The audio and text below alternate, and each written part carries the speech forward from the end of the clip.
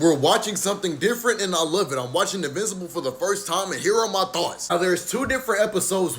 There's one where it's about time and then there's the Adam Eve special. I watched the Adam Eve special and they immediately started boxing. To which it then jumped from boxing to this woman having a cosmic pregnancy, bro. If you want to talk about a tough introduction to get me hooked into a show, this was it. It had me. I'm not gonna tell you, at first glance, I thought this man right here, it was a husband and wife kind of thing with the woman who had the superhero pregnancy. But no, he was actually a scientist who experimented on that woman and just wanted to release her and be a good man and do the right thing. And I still rock with him because of that. The mother ended up dying and he ended up giving the baby to another family who also lost their child, but they didn't lose their child. They just replaced that child, the experimental child, with another child so they could have one to raise. And in the midst of raising said child, who is Samantha, they find out that she is a genius through the babysitter. Now, I'm not gonna lie to you. If I was this boy and I was the babysitter, I'm not telling these parents what I found out about this girl. We are going to make TikToks. We are going to go on America's Got Talent.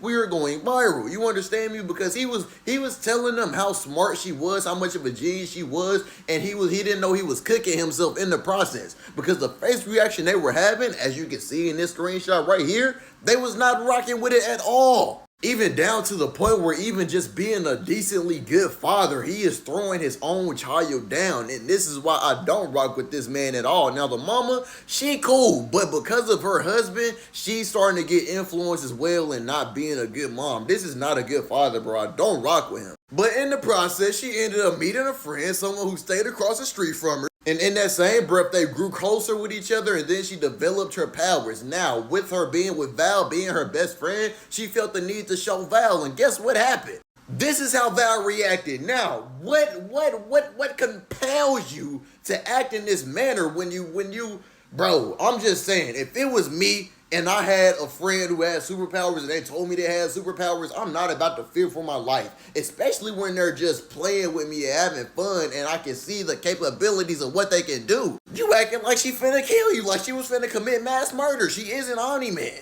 And I'm gonna tell you why I said that in just a second. It was because of this scene right here that I no longer like Val, bro. Val fell off with Samantha all because Samantha had superpowers, gang. Now, I'm glad that Val held it in and kept it a secret, but at the same time, bro, that's no reason for you to fall out with somebody. If anything, that's the reason for you to stay even closer to that person. On top of that, she shared that secret with you. She felt comfortable enough to share that. And then she put on this poo-poo costume and decided to go play superhero for the night. Now, how we feeling about the fit? I'm not gonna lie to you, it's a 3 out of 10. But the fact of the matter is, she is literally flying on a saucer. So we're gonna negate the 3 out of 10 and just bump her up by cool effects only, by cool points only. Now, listen. When I saw this, it kind of reminded me of Gwen Tennyson from Ben 10. Tell me if I'm wrong in the comments down below. And this is where I see one of the most comical aspects in this show. I'm not gonna lie to you, these two crooks right here were the funniest ones because this one right here, he said, is that a Powerpuff Girl? Bro, she like a Powerpuff Girl. And that just had me dying laughing, gang. It's always those little roasts and those little slick shots thrown that's gonna make me laugh and cackle, bro.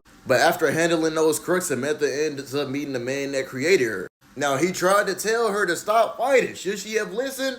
No, I don't think so. I wouldn't have listened either. But because she didn't listen, she ended up getting her stuff rocked by this little super villain, bro. This man hit her so hard that it made a cracking sound effect when you heard it, bro. He quite literally knocked the taste out of this girl's mouth. And it was after this fight, after she handled this supervillain, that she decided she wanted to talk to the old man and get some more clarity and insight on what they got going on. And they ended up talking inside of a burger spot. Now, here was my problem with them talking inside of that burger spot. You see that perfectly fine burger right there.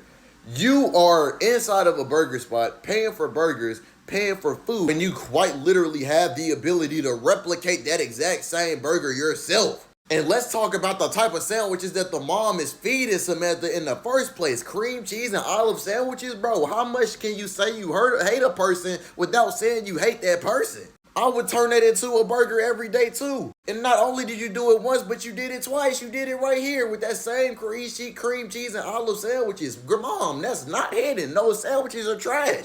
I thought it was tuna until I saw what the actual name was. But it made me mad because you're out here spending money paying for burgers when you have an infinite money glitch for the rest of your life. And even in that burger joint, it ended up turning into another supervillain scuffle, and she told the police officer to get out of here, bro. And like I said, it's been the crooks and the police officers that's been cracking me up this entire episode, because even the police officer said we'll fall back and form a perimeter like she told him to, bro. These were truly the comical moments for me in this first episode. And what was even funnier and even more disrespectful was the fact she was getting hit with pipes, bro. She literally got double teamed by her own worser than versions of her siblings, bro. This man hit her so hard with the pipe that a piece of the pipe flew towards the screen. That's when I know this show was finna get active. I knew it was finna get lit at this point. Not to mention, come to find out, the mother was still alive. They took her from that pregnancy table and then proceeded to make her stay alive by force, even though she had suffered brain damage. She was barely hanging on by a thread. They modified her, bro. That's so crazy to do to a person. And it's all because of this black man right here, this wannabe Amanda Waller, so bad, bro. But it was because of that she was able to tap into this other form. Now, she powered up, and they say, it's been brought to my knowledge that this form is called Adam Eve. This is how she unlocked it. This is one of the coldest and most disrespectful scenes I have ever seen in my entire life. She literally got the buff of a lifetime, bro. And I don't know if she feeling like she's Scarlet Witch when Scarlet Witch said no more mutants, but she said, I defy you to even remember who I am. And mind you, she was saying this in a calming anger voice. That's the scary part. And it makes me wonder, what exactly else can she do? If you can erase someone's memory and you actually can defy living tissue and rearrange and molecularize living tissue, what else can you do, bro?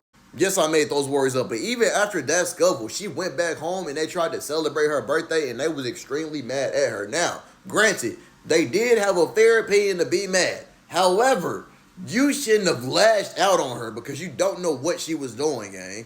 On top of that, I don't know whether or not to side with him or to side with her for the fact of the matter of him eating a piece of cake. I mean, if I had to wait on you the entire day, I'm going to take a slice of that cake as well. You don't deserve to open that cake up by yourself and you had me waiting this whole day. And imagine it really was sitting there in that chair and that table waiting that entire time. Of course I'm going to take a piece of cake. Why is that your main priority anyways? You was gone the entire day. I am your parent. You need to tell me where you been at. And this was also the scene where she ran to her room and changed it from them two parents in her family to this family right here. The fact that she was able to do this and the fact that she did do this, it hit me right here in my heart, bro, because I know how much it meant to her, gang. Even though those was her siblings and they jumped her and she had to do what she do and beat them up, she still loved them as family, and that's what stands out to me, gang. This whole episode showed me how the whole world was against Samantha and how off-putting they were to her and how they just didn't know how to treat her right, bro. And they just label her as that weird person with superpowers, bro. No one really cares about her. And the only people that did care about her and was willing to talk to her in her life died, bro. She's literally alone. And that's how they end that part of the episode. We then see Omni-Man, bro. Omni-Man comes home, right? When he comes home, the first thing I noticed was the look on his face. I don't know if y'all can see it, but that man is frowning. He flew down into the side door, frowning and upset. Why is he mad? But when he got up to his wife, he put a smile on his face. This is saying a lot to me. What does that mean, bro? What's happening? What is about to happen? Then I'm guessing this is his son, Mark Grayson, because they said the whole time this was happening, where was Mark Grayson? I loved how they did that little question setup. That's so fire. And the whole time Samantha was going through a canon event and having a lure of a real moment, this man is pretending to be Duct Tape Man. That aside, we see the anger in his man's face when his wife and child walk off. Then proceed to shift to this face. And then shifted to this face. Finally shifting to this. He went through 4 different bipolar faces, bro. What does that mean? Mind you, by technicality, I haven't even started the first real episode. So, like, what is about to happen? Was this like a foreshadowing or something? With all that being said, y'all stay tuned for the next update.